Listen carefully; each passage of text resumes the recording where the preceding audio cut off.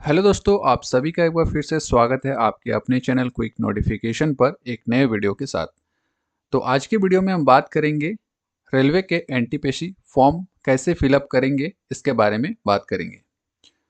तो सबसे पहले दोस्तों, अगर आपको एनटीपीसी का फॉर्म सबमिट करना है, रजिस्ट्रेशन करना है, फिलअप करना है, तो आपको इंडियन रेलवे का ऑफिशियल वेबसाइट पर आना पड़ेगा।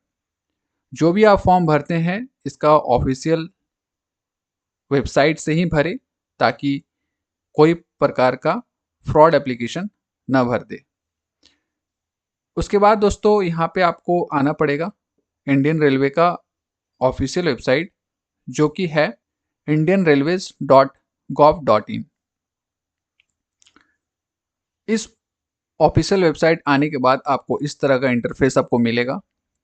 यहाँ पे आपको रिक्वायरमेंट का एक सेक्शन मिलेगा, यहाँ पे आपको क्लिक करना है। यहाँ क्लिक करने के बाद आपको कोई भी बोर्ड आप यहाँ से सेलेक्ट कर सकते हैं अपने अकॉर्डिंग। तो मैं यहाँ पे कोलकाता सेलेक्ट करता हूँ। अब दोस्तों यहाँ पे आपको सबसे पहले आपको नज़र आएगा लेटेस्ट अपडेट न्यूज़। तो यहाँ पे आपको क्लिक करके आगे बढ़ना है। जैसे आप क्लिक करेंगे ये विंडो खुल के आ जाएगा। उसके बाद आपको सबसे पहले आपको नज़र आएगा 13/9/2024 का एक नोटिफिकेशन यहाँ पे दिख रहा होगा। यहाँ पे क्लिक हेयर पे क्लिक करके आपको आगे बढ़ना है। उसके बाद आपको यहाँ पे जो एनटीपीसी का फॉर्म सबमिट और रजिस्ट्रेशन जो करने वाले हैं, इसका आपको पीडीएफ यहाँ पे नज़र आ रहा है। आप यहाँ पे डाउनलोड भी कर सकते हैं, पीडीएफ को पढ़ भी सकते हैं। तो यहाँ पे रजिस्ट्रेशन करने के लिए आपको अप्लाई पे क्लिक करना पड़ेगा। क्रिएट एन अकाउंट में अगर क्लिक करते हैं तो आपका अकाउंट आप क्रिएट कर सकते हैं। रजिस्ट्रेशन पहली बार अगर करना चाहते हैं तो पहली बार कर सकते हैं। जो लोग पहले फॉर्म भर चुके हैं उन लोगों के लिए ऑलरेडी हैव एन अकाउंट में क्लिक करके आपको फॉर्म फिलअप करना है। तो जो पहली बार कर रहे हैं, यहाँ पे एनटीपीसी का अगर फॉर्म जो पहली बार भर रहे हैं, रिक्वायरमेंट जो भी 2024 में रिक्वायरमेंट आया है, अगर उसमें से आप कोई भी फॉर्म नहीं डाले हैं तो आप क्रिएट एन अकाउंट में क्लिक करेंगे। तो जैसे आप क्लिक करेंगे तो आपको एक पॉपअप खुल के आएगा, जो कि यहाँ पे बता रहा है कि अगर आप पहले एलएफपी टेक्नीशियन और सब इंस्पेक्टर, आरपीएफ कांस्टेबल का अगर फॉर्म अगर भर चुके हैं तो आपको दोबारा से रजिस्ट्रेशन करना नहीं पड़ेगा। आपका जो रजिस्ट्रेशन है वही रजिस्ट्रेशन से आपका लॉगिन हो जाएगा और उसी से आपका एनटीपीसी का फॉर्म सबमिट कर सकते हैं। और जो बंदे अभी तक नहीं किए हैं रजिस्ट्रेशन, जो पहली बार आप एनटीपीसी का फॉर्म डाल रहे हैं 2024 में, तो उनके लिए ये रजिस्ट्रेशन करना जरूरी है। तो सबसे पहले आपका यहाँ पे कंट्री चूज कर लेना है। उसके बाद आपको यहाँ पे फुल नेम नज़र आ रहा होगा, तो यहाँ पे अपना फुल नेम जो भी मैट्रिक सर्टिफिकेट में है वो नाम आपको यहाँ पे फिल कर लेना है। उसके बाद रीटाइप यहाँ पे फिल करना है। उसके बाद डेट ऑफ बर्थ जो भी है आपका, यहाँ पे डेट ऑफ बर्थ फिल करना है। रीटाइप यहाँ पे फिर से आपका डेट ऑफ बर्थ फिल करना है। उसके बाद जेंडर अपने अकॉर्डिंग सेलेक्ट कर ले, जो भी जेंडर होगा। उसके बाद फिर यहाँ पे वेरीफाई करना है, रिसेलेक्ट करना है आपको। उसके बाद फादर नेम जो भी होगा मैट्रिक के सर्टिफिकेट में, तो वहीं वैसे ही आपको इसमें फिल कर लेना है। फिर रिटाइप फादर नेम यहाँ फिल करना है।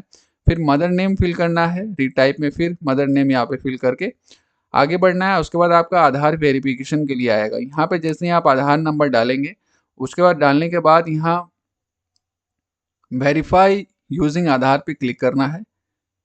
वेरीफाई यूजिंग आधार पे क्लिक करने के बाद फिर आपको आगे बढ़ के यहाँ पे आपको ईमेल एड्रेस मांगा जा रहा है, तो आपको अपना ईमेल एड्रेस डालना है। वैलिड ईमेल एड्रेस डालिएगा जो आपका एक्टिवेट हो।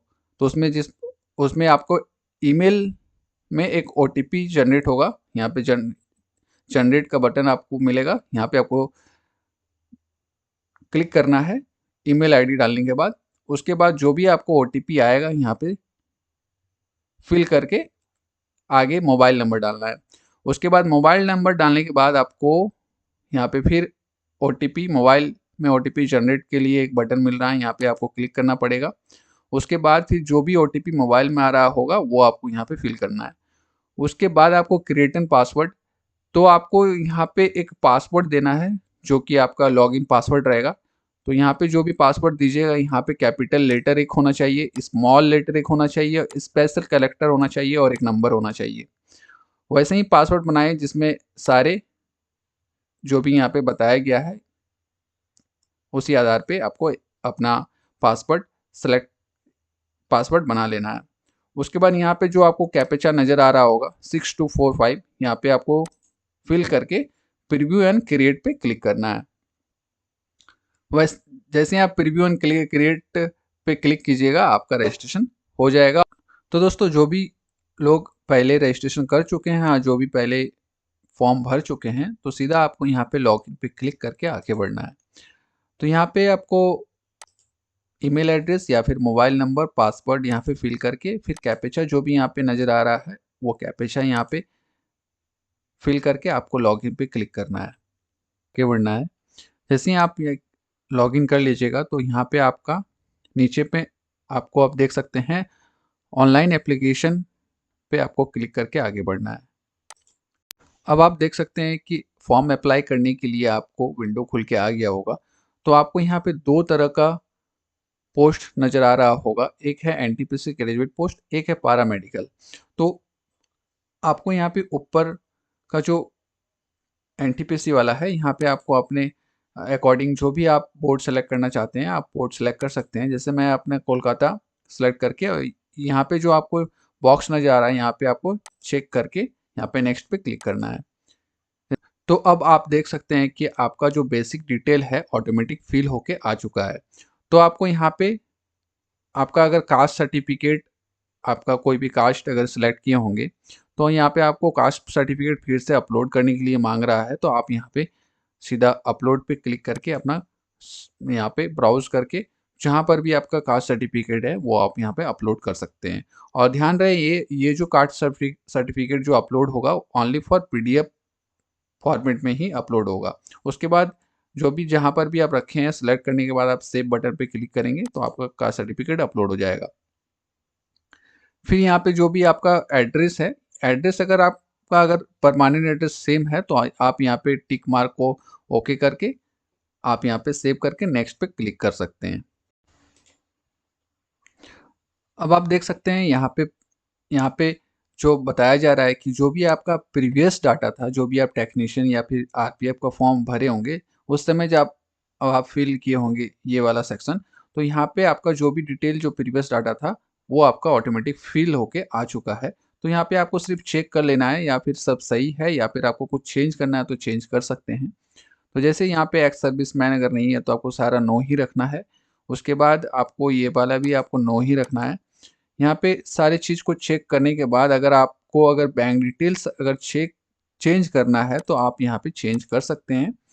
दूसरा बैंक अकाउंट देना चाहते हैं तो दूसरा बैंक अकाउंट रिफंड के लिए जो ये डाटा है आप इसमें अपने अकॉर्डिंग डाल सकते हैं।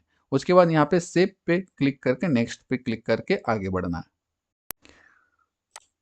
अब यहाँ पर भी आप देख सकते हैं कि कुछ चीज़ें जो प्रीवियस डाटा से वहाँ पे मैट्रिक का जो चीज़ है वो फिल होके ऑटोमेटिक आ चुका है।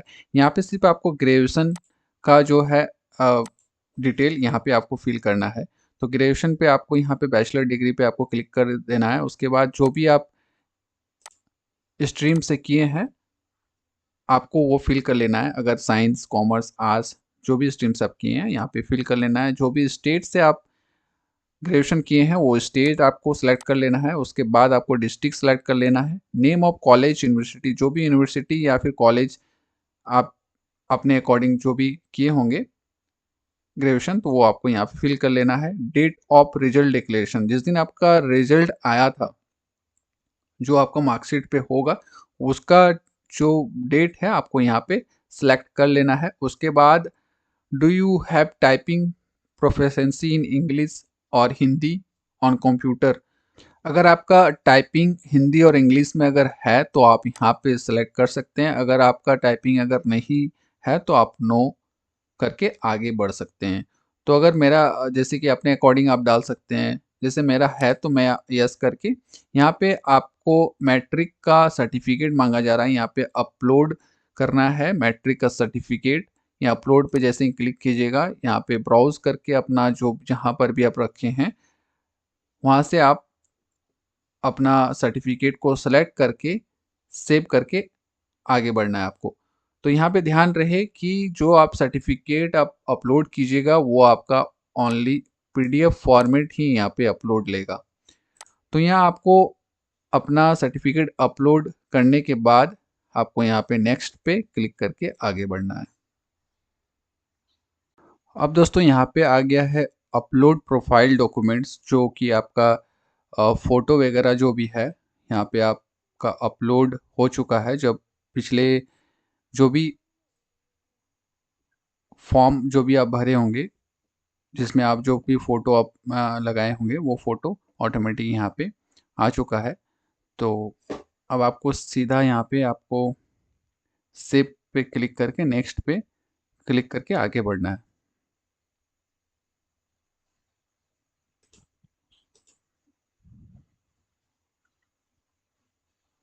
अब लास्ट ऑप्शन दोस्तों यहाँ पे आपको अपना पोस्ट वाइज जो जोन है यहाँ पे सिलेक्ट कर लेना है।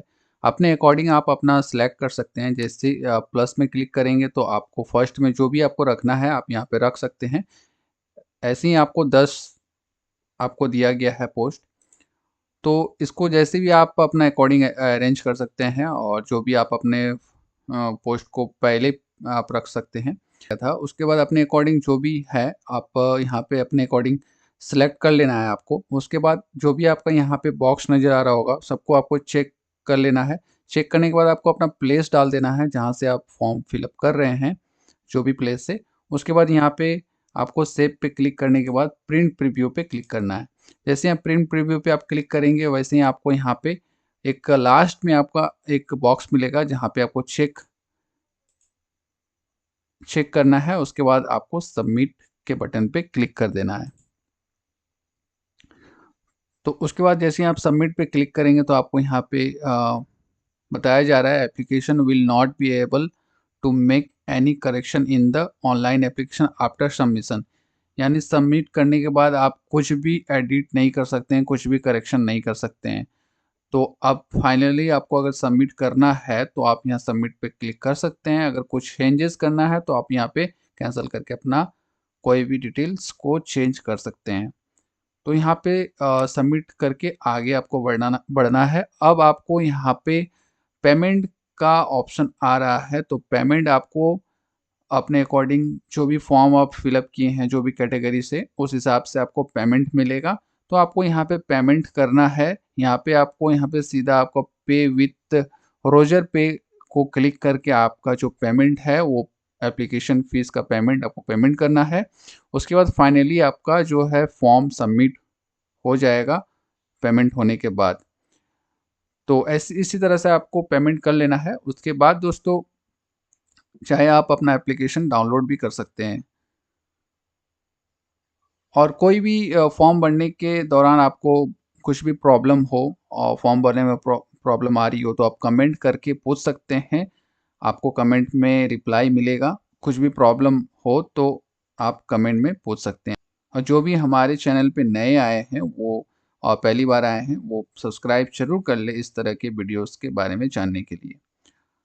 तो आज के लिए इतना ही। जय हिंद।